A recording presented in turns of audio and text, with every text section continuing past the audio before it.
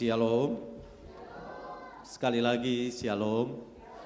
Nah, puji akan nama Tuhan, kita pada pagi ini kita mengucap syukur dan berterima kasih kepada Tuhan karena Tuhan memberikan kepada kita kesempatan hari ini untuk kita boleh dapat bersekutu dengan Dia. Dan barangkali saya katakan bahwa setiap saat dalam kehidupan kita adalah anugerah. Dan kita tidak bisa mengatakan karena kuat dan karena gagah kita, tapi kita semua mengatakan karena anugerah Tuhan. Puji akan nama Tuhan. Di tengah-tengah kita sebenarnya ada kehadiran Badan Pengurus Wilayah Departemen Kaum Pria. Nah, mereka hari ini dalam program untuk mengunjungi beberapa sidang. Dan salah satunya ada di tengah-tengah kita yaitu Pak Bil Patikawa. Beliau adalah pengurus dari Departemen Kaum Pria Wilayah. Nah, jadi kiranya Tuhan tolong kita semua dalam ibadah kita hari ini. Nah, baik. Nah, saya percaya kita telah melewati minggu yang saya percaya minggu yang penuh dengan mujizat Allah. Minggu di mana kita semua telah menikmati berkat Tuhan. Dan hari ini kita akan sama-sama belajar kebenaran firman Tuhan. Saya ajak kita buka satu ayat, memang adalah beberapa ayat yang akan kita renungkan bersama, tapi saya akan ajak kita untuk baca di beberapa ayat di dalam Yohanes pasal yang ke-12, ayat yang ke-24 sampai dengan ayat yang ke-25. Yohanes pasal 12 ayat 24 dan ayat yang ke-25. Yang sudah dapat katakan amin. Oke, kita akan baca bersama ya. Yohanes 12 ayat 24 dan ayat yang ke-25. Demikian bunyi firman Tuhan. 23. Aku berkata kepadamu, sesungguhnya jikalau biji gandum tidak jatuh ke dalam tanah dan mati, ia tetap satu biji saja. Tetapi jika ia mati, ia akan menghasilkan banyak buah. Barang siapa mencintai nyawanya, ia akan kehilangan nyawanya. Tetapi barang siapa tidak mencintai nyawanya di dunia ini, ia akan memeliharanya untuk hidup yang kekal. Baik, saudara yang dikasihi Tuhan, di dalam ayat yang ke-24, kalau Bapak Ibu Saudara perhatikan dalam seluruh konteks ini, saudara akan temukan sebenarnya ada sebuah berita yang sebenarnya menggemparkan para murid-muridnya. Karena Yesus datang tidak menyampaikan sebuah berita yang terkait dengan berkat, terkait dengan apa yang akan dinikmati oleh murid-muridnya di masa mendatang, tapi Yesus datang dengan menyampaikan berita terkait dengan kematiannya. Menarik dari teks ini kita baca bahwa Yesus menyampaikan berbagai pelajaran-pelajaran, tapi kemudian dia mengutip satu bagian kalimat yang luar biasa yang kemudian menggambarkan kepada kita apa maksud Yesus terkait dengan ayat yang ke-24. Dia katakan bahwa aku berkata kepadamu sesungguhnya jikalau biji gandum tidak jatuh ke dalam tanah dan mati, ia tetap satu biji saja. Tetapi jika ia mati, ia akan menghasilkan banyak buah. Perhatikan di sana ada sebuah catatan yang kelihatannya kecil, tapi Yesus menghubungkannya dengan masa ketika dia akan mati. Ketika masa di mana Yesus akan mengalami penderitaan. Ketika Yesus akan mengalami penganiayaan. Dan ketika Yesus akan tergantung di atas tiang kayu salib. Jadi sebuah kesimpulan menarik bahwa satu biji tidak akan bermanfaat kalau kemudian tidak akan melewati sesuatu yang disebut dengan proses alam. Contoh, kalau tanaman biji mangga saudara tetap sembunyikan dan tidak saudara proses sesuai dengan proses alam, maka biji itu akan tetap satu biji dan tidak akan berfaedah apa-apa. Kemudian dibuang. Tapi Yesus mengatakan, karena ini hubungannya dengan kematian dia. Jadi tentu kita akan mengatakan manfaat yang besar dari kematian Kristus. Atau tentu kita akan mengatakan bahwa kematian Kristus akan memberikan faedah yang luar biasa. Dan hari ini saya ingin bicara dengan satu topik kehidupan yang bermanfaat. Kehidupan yang bermanfaat. Tentu kita juga sepakat untuk mengatakan bahwa setiap orang punya kerinduan agar hidupnya bermanfaat bagi orang lain. Katakan amin. Setiap kita rindu, anak-anak kita yang berkeluarga masih bujang semua, kita rindu bermanfaat. Bahkan gereja di mana ada, kita punya kerinduan supaya gereja itu bisa bermanfaat. Di kantor di mana kita ada, kita rindu supaya kita ini bermanfaat. Di lingkungan di mana kita ada, tentu kita rindu supaya kita ini bermanfaat. Kematian Kristus adalah sesuatu yang luar biasa karena bermanfaat, berfaedah, penting bagi setiap orang yang hidup di dunia ini. Karenanya kematian Kristus menjadi sebuah peristiwa yang luar biasa. Karena kematiannya menyelamatkan semua orang. Dan itu manfaatnya.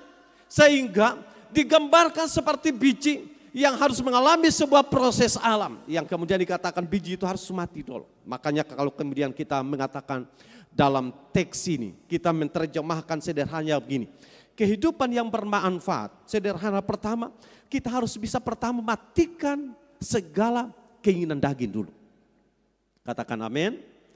Matikan segala keinginan daging. Yesus menuju salib tidak dalam keadaan yang nyaman.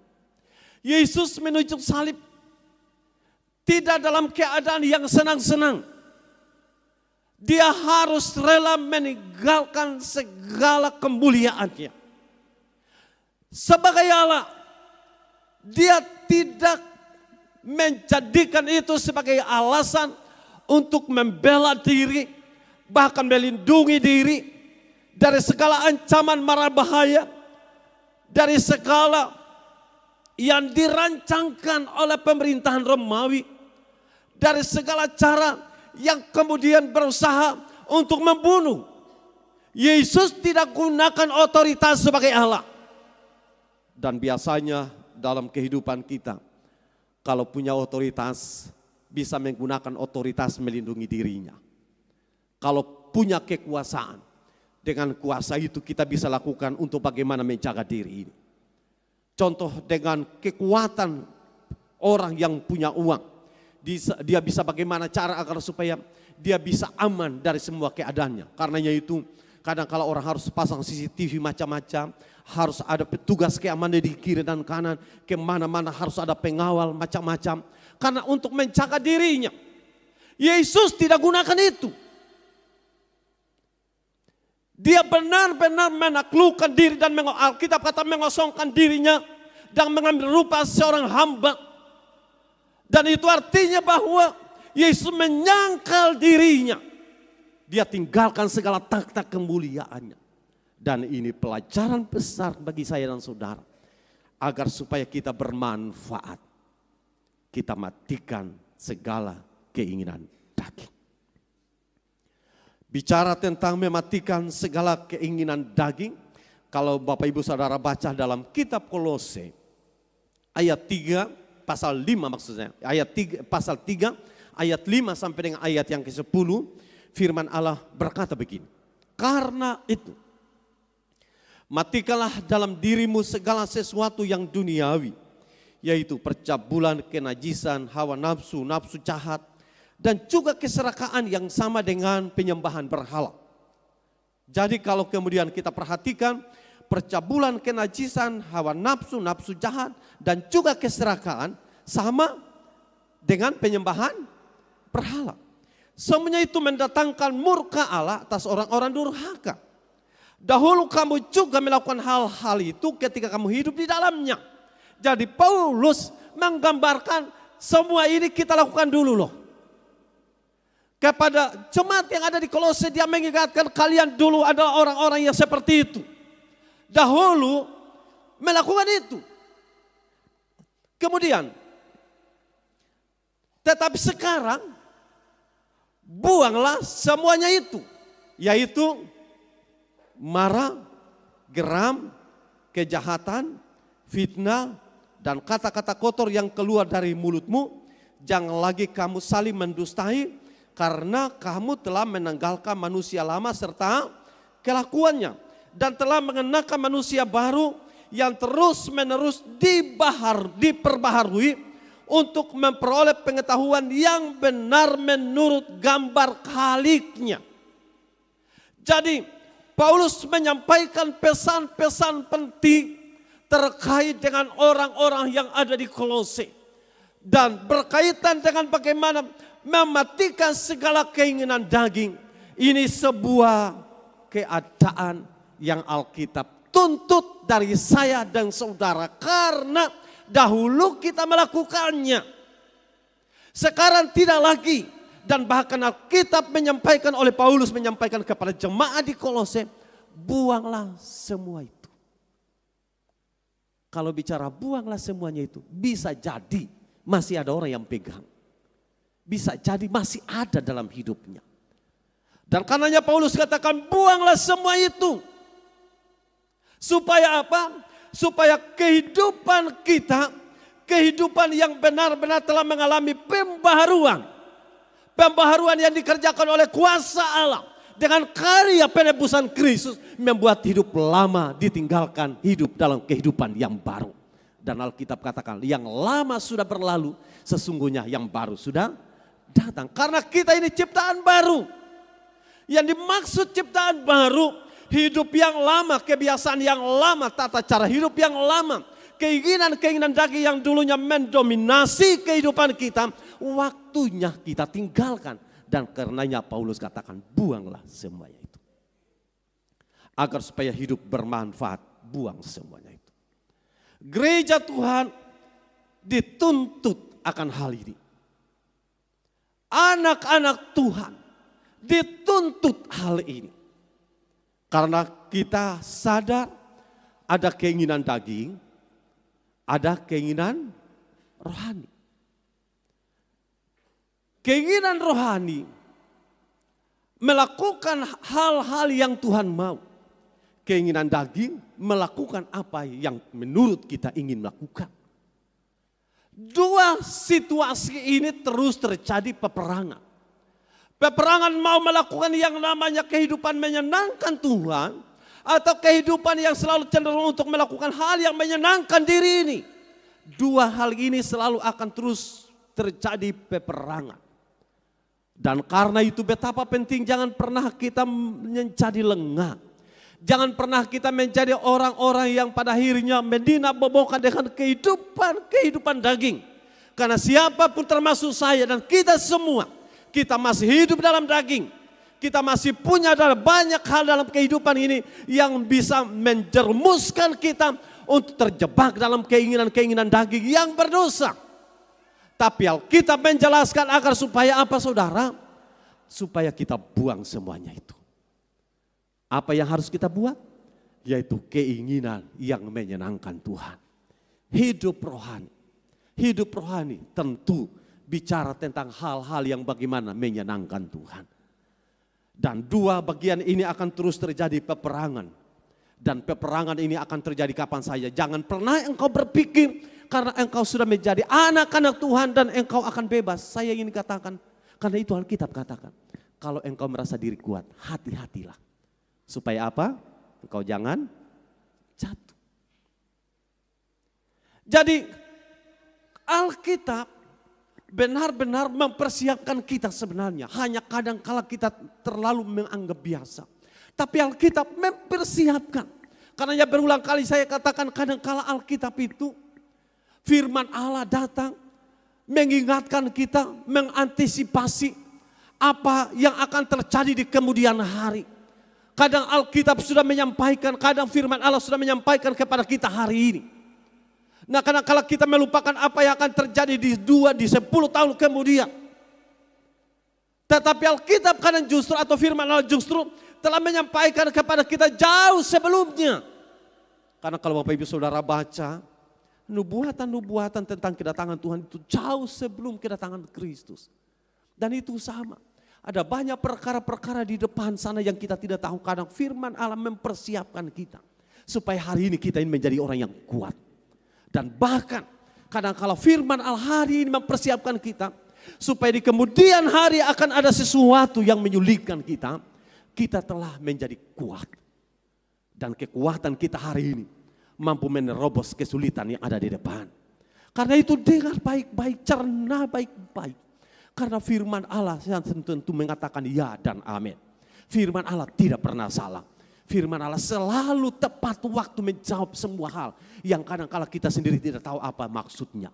Tapi firman Allah memberikan jaminan buat saya dan saudara. Karenanya dalam peperangan iman. Kalau Petrus mengatakan kita sedang dalam peperangan iman. Hari Minggu kemarin saya sudah dengan tegas mengatakan ini waktu-waktu di mana kita betul-betul ada pada situasi sebuah peperangan iman. Dan karenanya peperangan iman itu bisa terjadi di dalam kehidupan kita sendiri. Bisa jadi di lingkungan di mana kita ada. Bisa jadi dalam rumah tangga kita.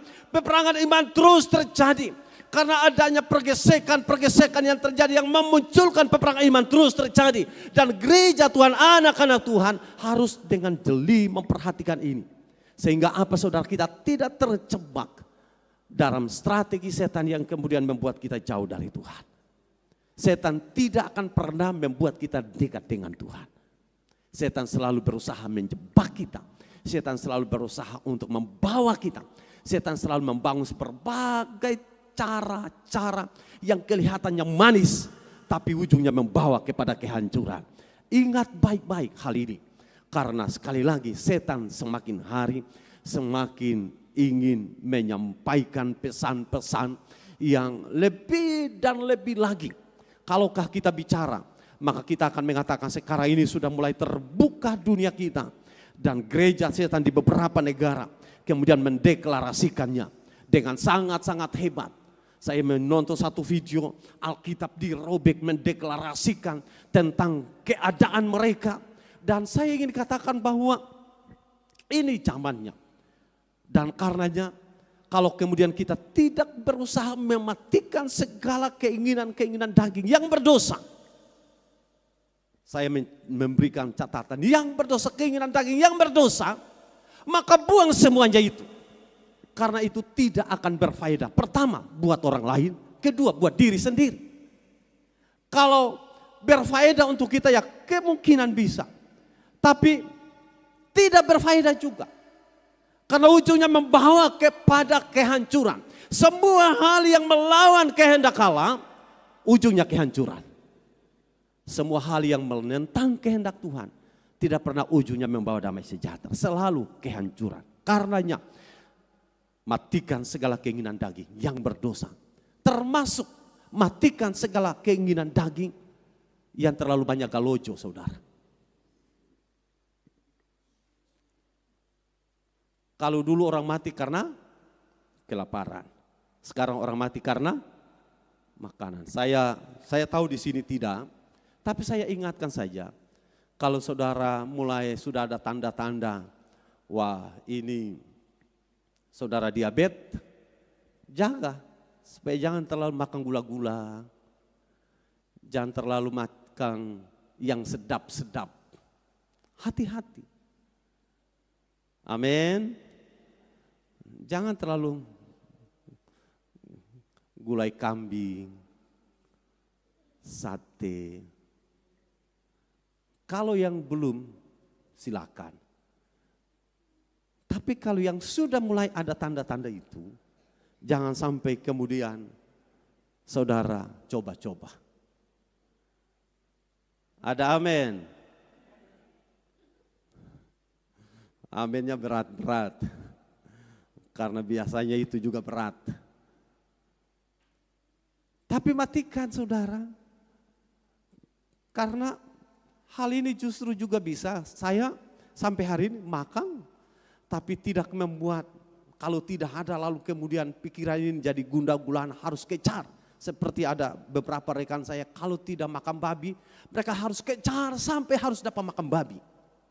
Kalau tidak ada stres, saya kalau ada ya makan, tidak ada ya tidak. Tapi artinya kita dituntut supaya apa? Karena pola makan kita juga akan menolong kita menjadi orang yang sehat dan tidak sehat juga. Amin. Kalau engkau sehat, maka akan bermanfaat kita menjadi orang-orang yang masih akan terus berfaedah. Kalau sudah sakit-sakitan, berfaedah bagaimana buat banyak orang. Secara rohani masih oke, karena bisa engkau di tengah sakit pun engkau bisa berdoa kepada Tuhan. Hubunganmu dengan Tuhan berfaedah secara rohani. Tapi secara jasmani, engkau sudah tidak terlalu berfaedah dengan orang lain. Karenanya penting di mana kita sehat. Jadi anak-anak muda, jangan makan, jangan sampai tidak tahu urus makan. Akhirnya saudara juga sakit-sakitan. Jadi bukan hanya soal karena terlalu ada banyak makan, lalu istilah orang bilang terlalu galojo dengan makanan itu, menjadi sakit dengan makanan itu. Tapi juga karena malas makan, ini juga harus bisa kendalikan hidupmu yang malas makan supaya menjadi rajin makan. Karena kadang orang-orang sakit bukan karena terlalu banyak makan, tapi karena malas makan. Jadi hal-hal praktis ini kita tidak hanya sebatas matikan keinginan-keinginan yang berdosa, tapi juga matikan keinginan-keinginan makan yang terlalu berlebihan, tetapi juga matikan keinginan-keinginan tidak mau makan, supaya belajar makan pada waktunya, karena akan menolong kesehatan kita. Nah sekali lagi bahwa kita tidak hanya sebatas bicara tentang soal hubungan kita dengan Tuhan, lalu berhenti di situ. Ingat bahwa selama kita ada di dunia ini, kalau engkau ada di kantor lalu engkau tidak bisa bekerja maksimal di kantor karena engkau sakit, maka tentu engkau tidak akan berfaedah dengan baik di kantormu. Karenanya hal-hal ini penting untuk menjadi catatan buat saya dan saudara.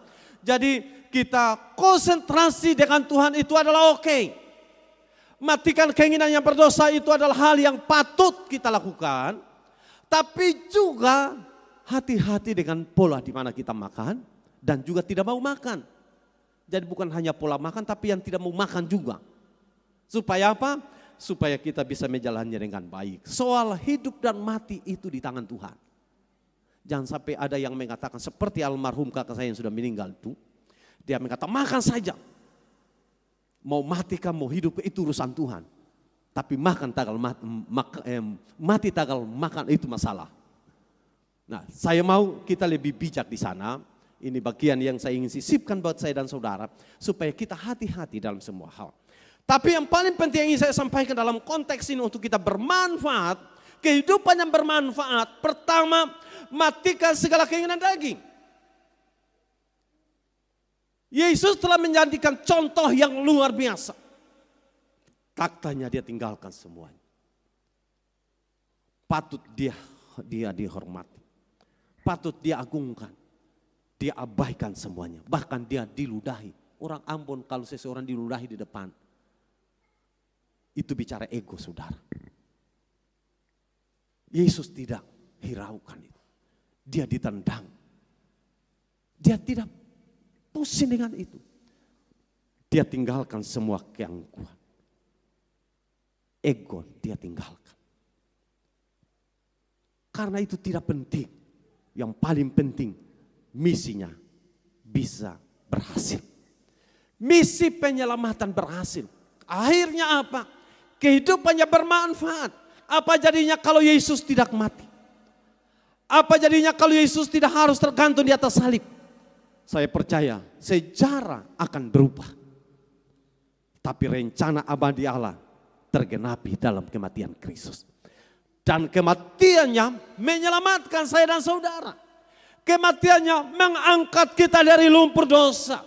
Kematiannya menjadikan saya dan saudara bisa mengalami pemulihan demi pemulihan. Karena itu saudaraku tidak ada cara yang lain selain ayo mari kita matikan segala keinginan daging kita. Karena keinginan daging memberikan kepada kita malapetaka yang olehnya hidup kita akan menjauh dari Tuhan. Karena hidup di dalam daging membuat kita hancur. Hidup di dalam daging membuat kita tidak menikmati hadirat Tuhan.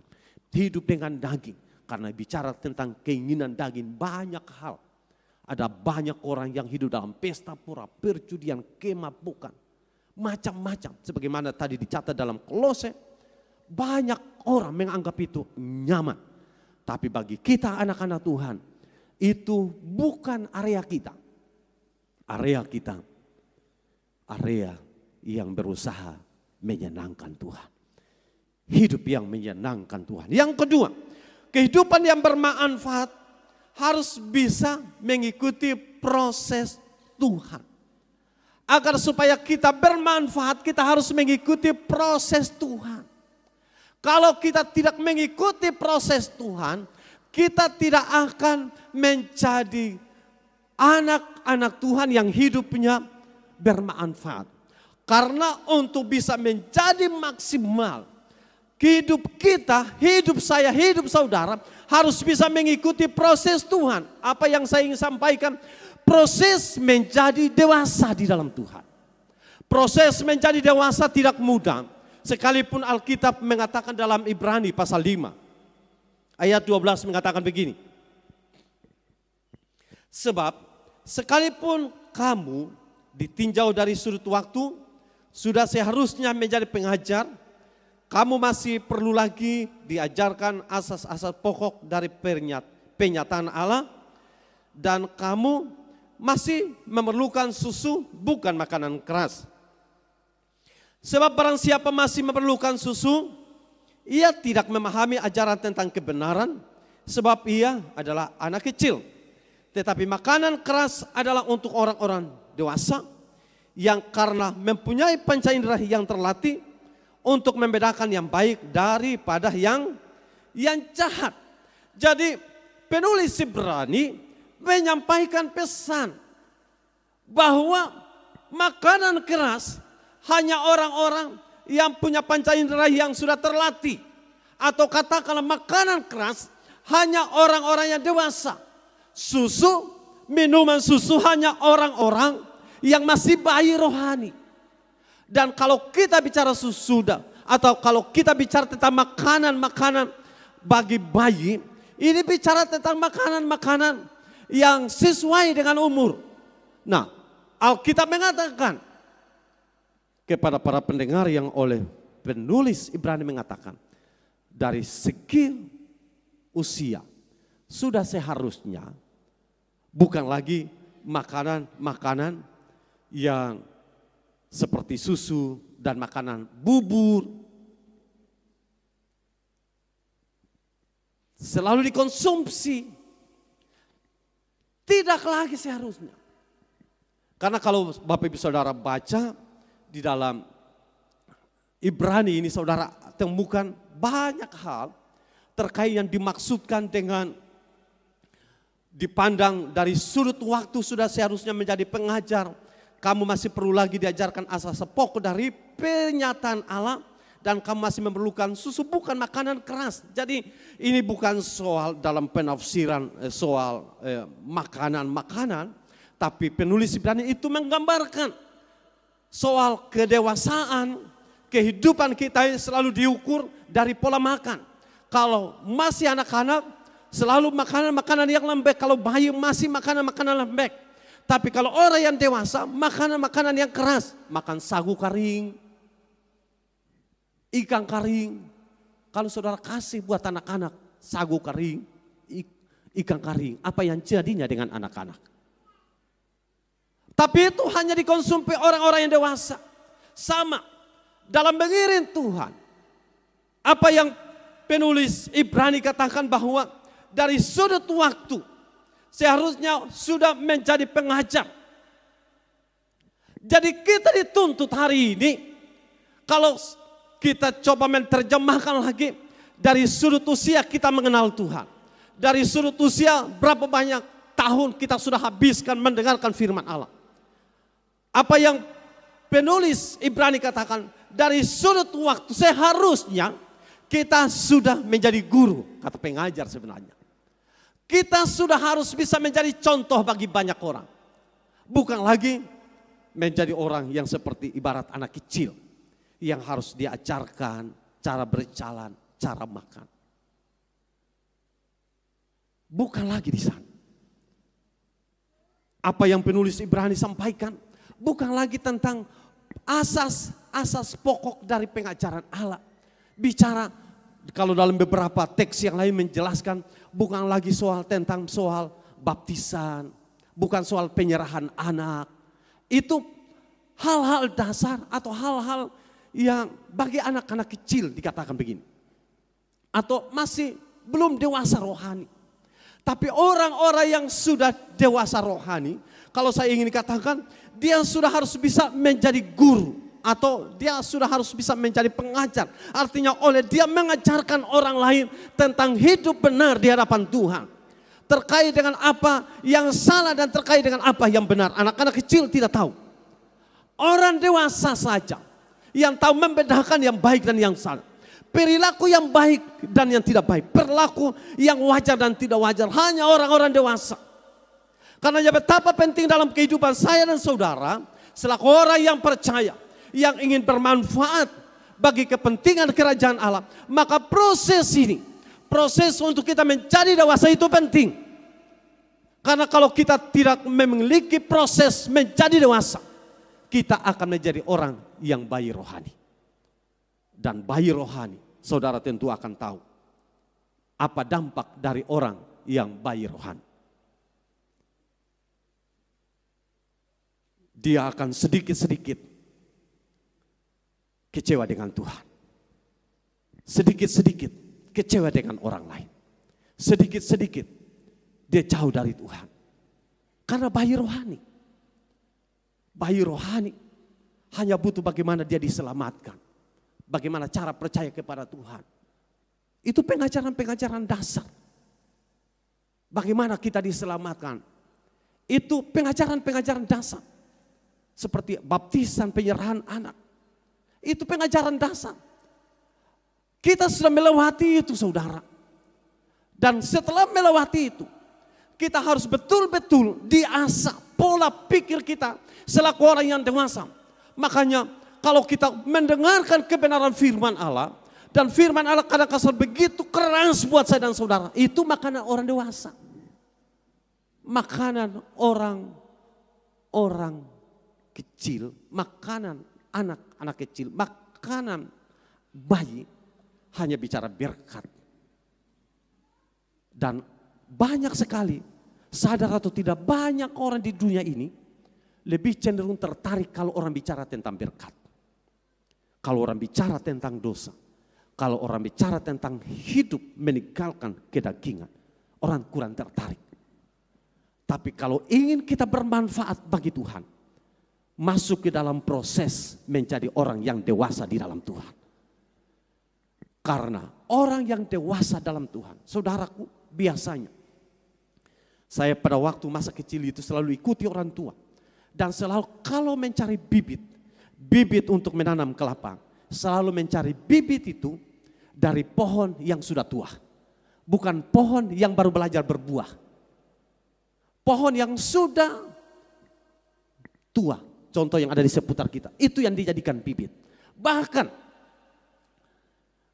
kalau membuat minyak kelapa di kampung kami, tidak cari kelapa yang baru belajar, selalu dari kelapa yang sudah tua. Karena dianggap kualitasnya jauh lebih baik. Nah, dalam mengiring Tuhan, kita harus bisa melewati proses yang kadang-kala sulit. Proses yang kadang-kala sakit. Tapi untuk menjadi dewasa, kita harus masuk proses menjadi orang percaya yang dewasa. Supaya apa? Supaya kita bisa bermanfaat bagi banyak orang. Proses menjadi dewasa itu penting. Yang ketiga yang ingin saya sampaikan, ini bagian terakhir yang ingin saya sampaikan. Agar supaya kehidupan yang bermanfaat, kerjakan keselamatan. Kita tidak hanya sebatas matikan segala keinginan daging, mengikuti proses Tuhan supaya menjadi dewasa. Tetapi yang terakhir adalah kerjakan keselamatanmu. Ini bicara upaya.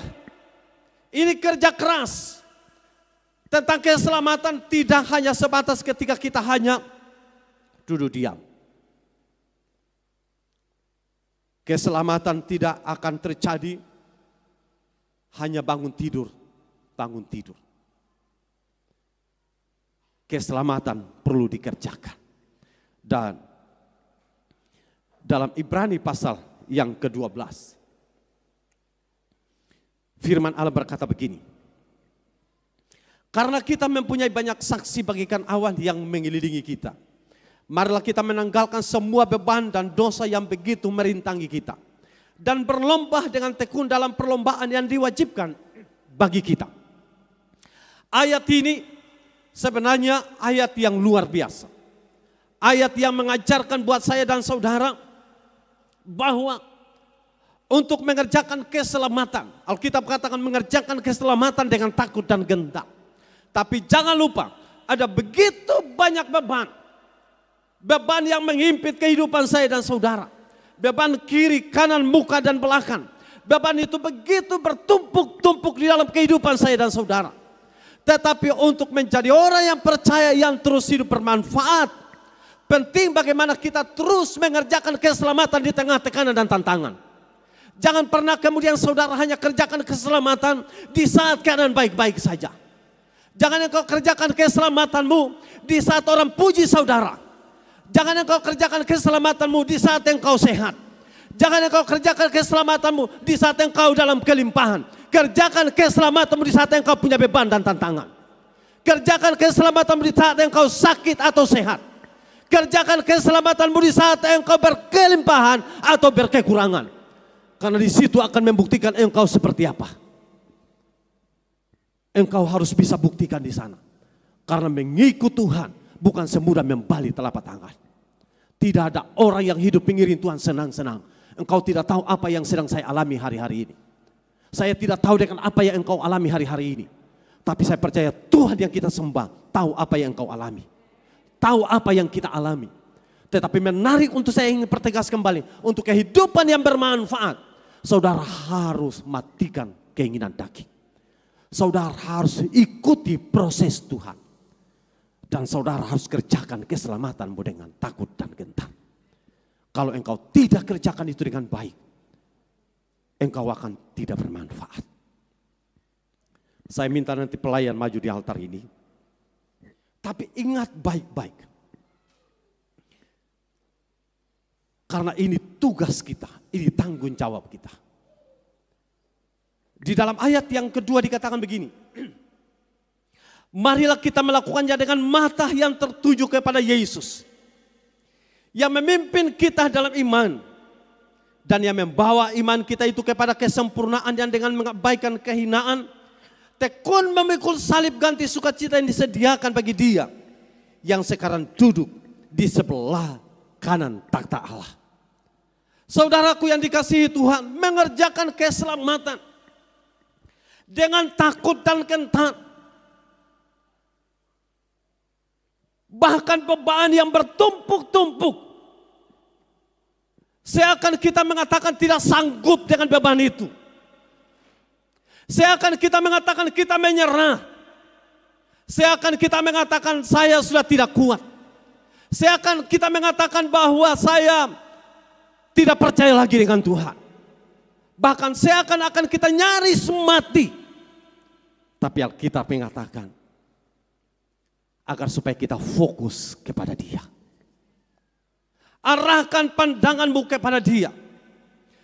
Marilah kita melakukannya dengan mata yang tertuju kepada Yesus. Kenapa penting kita memfokuskan perhatian kita kepada Yesus? Karena dikatakan Alkitab bahwa Ia yang memimpin kita. Ia yang memimpin kita dalam iman. Dan yang membawa iman kita itu kepada kesempurnaan. Yang dengan mengabaikan kehinaan tekun memikul salib ganti sukacita. Yang disediakan bagi dia yang sekarang duduk di sebelah kanan takhta Allah. Kiranya saya dan saudara melewati bagian ini mengingatkan kita kembali. Bahwa hidup kita ini karena anugerah Allah. Dan Tuhan mau kehidupan kita bermanfaat. Dimanapun engkau ada, engkau menjadi pribadi yang bermanfaat. Masa di mana kita hidup ini adalah masa-masa yang terakhir. Masa di mana kita hidup adalah masa-masa yang menentukan kehidupan kita. untuk bagaimana memasuki sebuah era baru. Era di mana kita harus terus dekat dengan Tuhan. Era di mana ketika Kristus akan datang menjemput gereja Tuhan. Era di mana masa penderitaan akan terjadi. Dan kedapatankah kita tetap setia atau tidak? Kedapatankah kita menjadi orang yang sungguh-sungguh atau tidak? Ataukah kedapatan kita hanya bermain-main dengan dunia? Saatnya kita tidak punya waktu bermain-main dengan dunia. Ini bukan waktunya lagi kita bermain-main dengan dunia. Dunia sedang akan menuju kepada kehancuran. Dunia sedang akan binasa dan sedang terjadi hari-hari. Kita mungkin akan mengatakan, tapi teknologi sudah makin canggih. Sekali lagi, dunia ini bisa binasa dengan teknologi sendiri. Dunia ini binasa dengan kepintaran manusia. Dan karenanya kalau ada bom-bom di mana-mana, dan itu terjadi kepintaran manusia yang menghancurkan manusia itu sendiri. Tidak ada yang abadi di dunia ini. Saatnya kita datang kepada Tuhan. Karena Dia sajalah yang menolong kita semua untuk hidup bermanfaat. Ayo kerjakan keselamatanmu dengan takut dan gentar. Fokus kepada Dia. Dalam proses di mana Tuhan izinkan kita harus melewatinya. Fokus kepada Dia. Apa yang sudah tadi saya sampaikan. Engkau mungkin mengatakan, tapi orang lain yang tidak sungguh-sungguh dengan Tuhan, mereka senang-senang saja. Tapi mereka selalu diberkati Tuhan. Tapi mereka sehat-sehat saja. Tapi mereka selalu harmonis. Tapi saya beritahu buat saudara, karena kita yang mengikut Tuhan, kita bukan hanya dikaruniai keselamatan, tapi Alkitab katakan kita juga ikut menderita. Karena penderitaan itu akan membawa kepada kita damai sejahtera. Paulus katakan penderitaan yang kita alami tidak sebanding dengan kemuliaan yang sekali waktu akan Tuhan nyatakan. Sehingga apa yang tidak pernah kita rasakan, apa yang tidak pernah kita lihat, itu yang Tuhan berikan buat saya dan saudara. Dan untuk bisa melihat itu, satu hal Tuhan tuntut, supaya kita datang kepada Tuhan, cari Tuhan, sembah Dia, nikmati hadiratnya. Kalau engkau selama ini merasa biasa-biasa, waktunya engkau harus katakan, Tuhan tolong saya. Saya mau menikmati sesuatu yang lebih dari biasanya. Ingat baik-baik, Tuhan kita setia. Kesetiaannya tidak dibatasi karena ketidaksetiaan saya dan saudara. Dia tetap setia. Untuk apa? Untuk menolong saudara di saat engkau terpuruk. Dia angkat saudara. Di saat engkau menangis sendiri, orang tidak tahu. Bahkan istri tidak tahu, suami tidak tahu, anak-anak tidak tahu, bahkan orang tua tidak tahu.